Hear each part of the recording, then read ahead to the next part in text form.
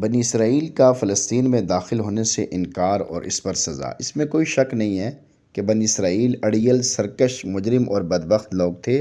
انہوں نے نہ صرف سیدنا موسیٰ علیہ السلام کے بعد بلکہ ان کی زندگی میں بھی ان کی نافرمانی کی اور احکام خداوندی کو ماننے سے انکار کیا۔ بنی اسرائیل کے لیے مصر میں حالات سازگار نہیں تھے۔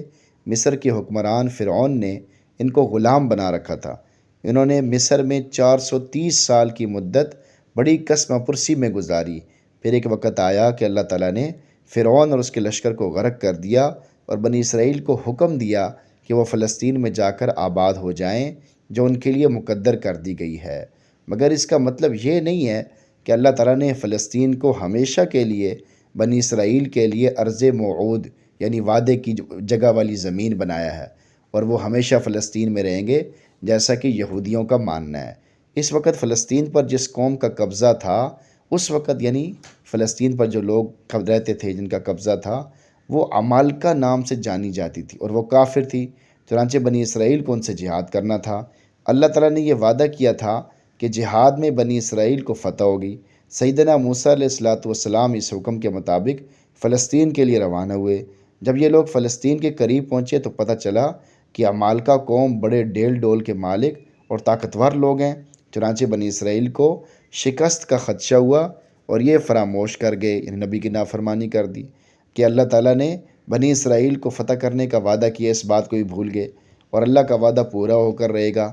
چنانچہ بنی اسرائیل نے فلسطین میں داخل ہونے سے انکار کر دیا اور اس پر ان کو سزا دی گئی۔ جب سیدنا موسیٰ علیہ السلام نے بنی اسرائیل کو فلسطین کی طرف چلنے کو کہا تو بنی اسرائیل نے ان کو جو جواب دیا وہ قرآن میں اس طرح ذکر ہے، سورہ مائدہ آیت نمبر 24 میں۔ قالوا یا موسیٰ انا لن ندخلها ابدا ما داموا فيها فاذهب انت وربك فقاتلا انا هاهنا قاعدون۔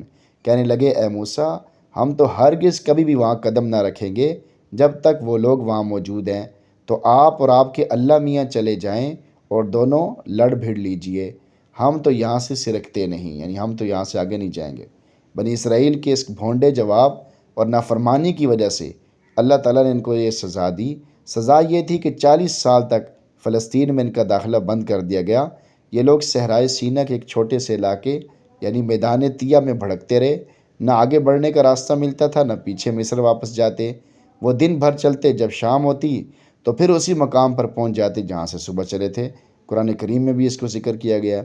قال فإنها محرمة علیہم 40 سنة یتیہون فی الارض فلا تأس علی القوم الفاسقین۔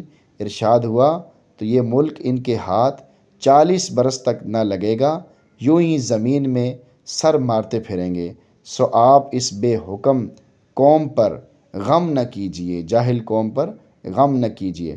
قرآن کریم نے فلسطین میں بنی اسرائیل کے داخل ہونے سے انکار، ان کی نافرمانی اور اس پر ان کو دی جانے والی سزا کو ان 2 مذکورہ آیتوں میں بیان کیا ہے، تفصیل سے اس کو بیان کیا ہے۔